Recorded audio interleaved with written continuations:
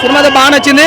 First నుంచి last వరకు ఒకటే విషయం చెప్పొచ్చు, unlimited acting, unlimited performance, unlimited music, unlimited variations తప్ప మామూలు లేదు. ఇంకా సినిమా అయితే పవన్ కళ్యాణ్ గారి కెరీర్లో ఈ టైప్ ఆఫ్ సినిమా నేను ఎప్పుడు చూడలేదు. నేను ఎరుగున్నంత వరకు ఈ టైప్ ఆఫ్ సినిమా రాలేదు ఆయనకి.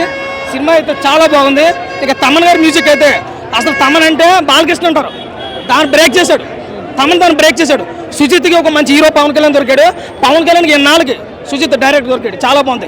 కేజీ లేదు, పీజీ లేదు, అంతా ఓజే సినిమా అంతా. ఇంకేం లేదు, కేజీలో పీజీ లేదు, ఓజే 20 కోట్లు బడ్జెట్. ఇంటర్వ్యూలు ముందు సీను, ఇంటర్వ్యూల తర్వాత సీన్కి 2000 ఖర్చు పెట్టిన తక్కువ అండి.